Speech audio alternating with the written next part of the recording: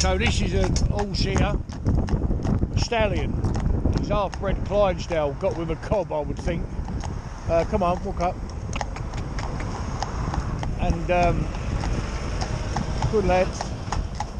And the nice thing is, this horse is going to go and do a few jobs.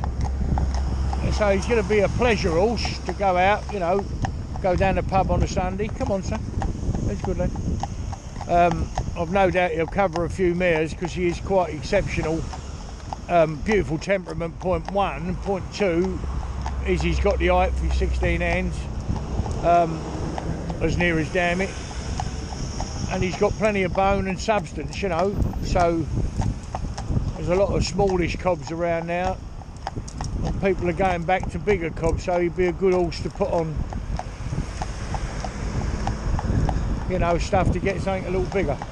So he's a real nice animal, gentle creature. I'm just going to go round this roundabout here. Come over. Come over. Go on, babe. That's it. Big free moving horse, you know, nice free moving horse. Sensible, quiet. But then what else he's going to do, he's going to work the land a little bit. So chain harrowing.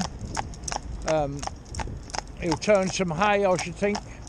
And then on top of that, he's, the owner is a lad that works in the woods, so it'll be lovely for him. So he'll have several different jobs. What we're going to do is sort him out some collar harness, chain harness, you know, for the agricultural and timber work. So he's going to be here a bit longer than normal and learn the other job. You know, we do teach him to snag timber, pull barges. We've done them for all sorts. So, you know, a lot of people know we've done horses come over from Belgium to be broke for a gamekeeper. So you could, you know, fire a 12 bore next to them, and when they're out shooting, to move the actual shooters around, you know, the big estate out in Belgium. Boulonnais they were, horses. But they had to get used to the, you know, the firearms, and the crack of a rifle, the, you know, the shotgun, the blast of a shotgun. They had to get used to all that because they shoot out there, you know, like wild boar, etc. So apparently, so we had the horse over to do that, and they done timber work, forestry work, you know, during the summer months, and out on the shoots in the winter time. So this horse will be much the same, you know, have lots of jobs, which I think's nice for a horse, you know, as long as the horse is up to the job and he's fit. It's a nice thing to do. So this part of his training's coming to the end now. Now we're going to start the forestry, chain harrow, and what equipment we've got, get him used to working that. A lot of equipment, when it comes to like a mower, for instance, 90% of the time, the ones you can find are 2-horse mowers. Find a single-horse mower is quite hard. I don't know whether these folk have got one, but hay turners and like that, they're easy enough. Obviously chain harrows are good. All the other stuff you normally, but it's just like mowers normally come. Walk up, darling, good boy. But he'd have enough power. He's a big strong horse, nice bone, you know, good body weight. So we'll fit him up with collar harness and all the chains, etc. for the job, and the long lines, and we'll get him used to all that. When you work horse in the, you know, the timber, it's a much different job to break them to it, because you're so far away from them all the time, and they've got to answer you.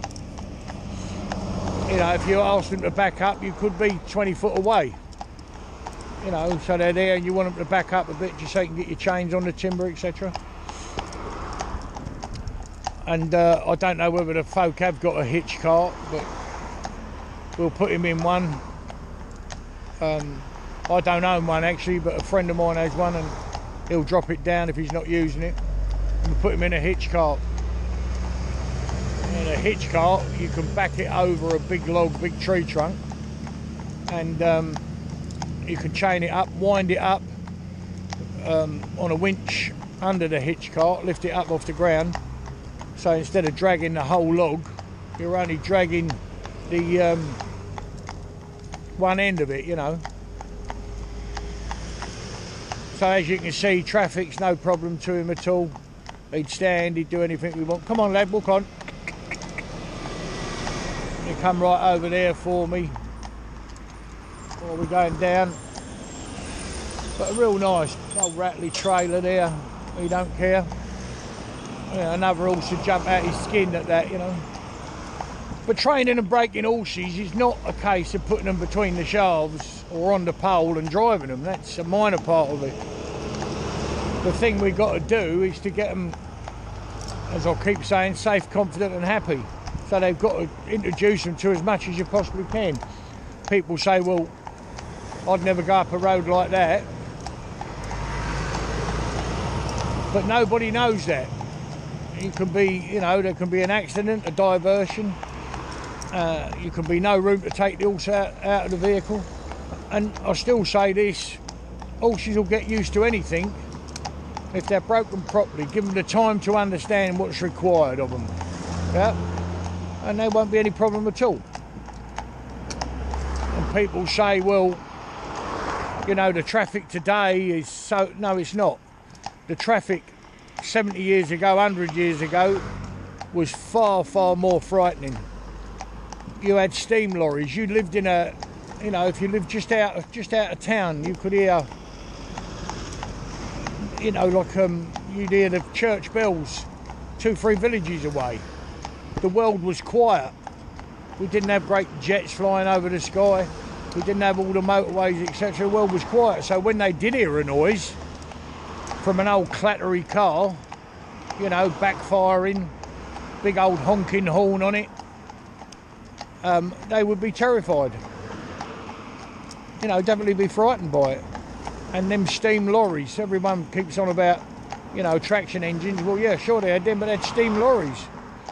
Loads of them. They had steam hammers working. They had steam cranes working. You know, mending the roads, etc. So the world was much more frightening than it is today. It'd be very hard to find a horse that's never seen a car or a lorry or heard the sound of it. Very hard. So in a lot of ways it was 10 times worse, you know, 70, 100 years ago. You know, more than that, 150 years ago, it was, you know, a lot worse. So a horse will cope with anything if he's trained right to do so. And when you're using the public highway, which is here for us to use, you've got to be in control of the animal. You've got to be, you know, confident to take the horse out. So the people that come to us and have their horse broke, we take them out, we show them what they can do,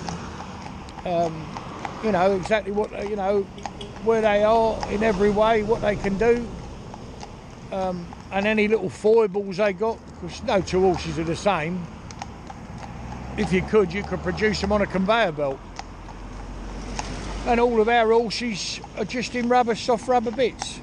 And I mean soft rubber bits, not a vulcanite, a hard bit, but a soft rubber bit. This is a stallion. I mean, he behaves himself impeccably. So it's how they're trained, basically. And the shame of it is there's so many people now that are frightened to go out on the road because they've got no confidence in their horse or in themselves. And therefore, you know, this job, you know, driving horses will stop. Now, you say, well, do they need to be on the road? Well, yeah, because if you live in a place where you've got to come on the road to even to get off on your first quiet lane.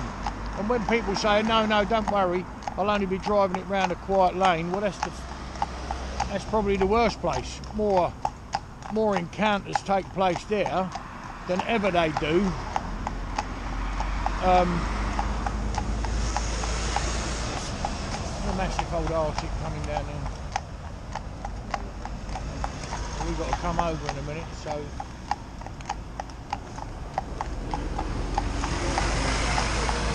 Okay.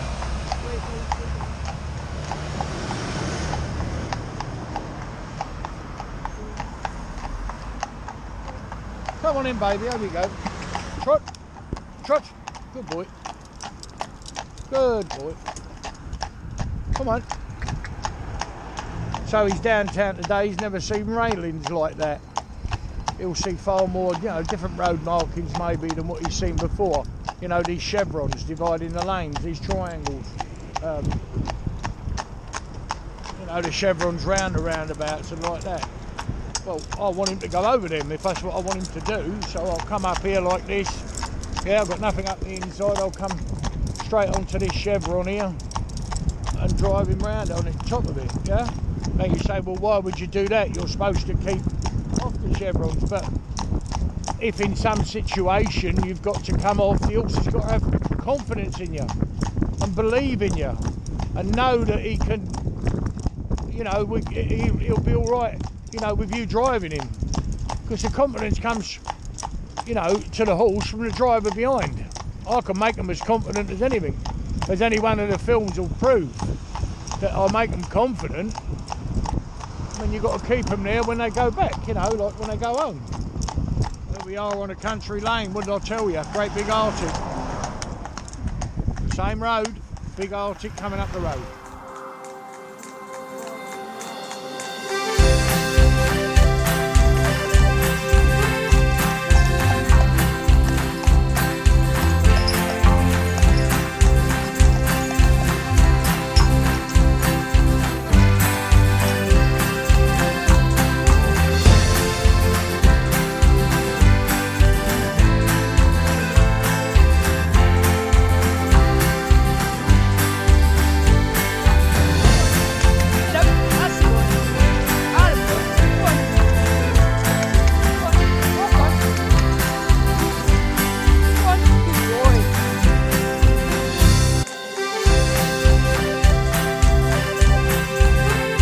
There's a smile on my face every time I hear that sound. The rhythm of the hooves as they touch the ground. And there's no better place I'd rather be than with my safe, confident horse. And there's no better place I'd rather be than with my safe, confident horse that's had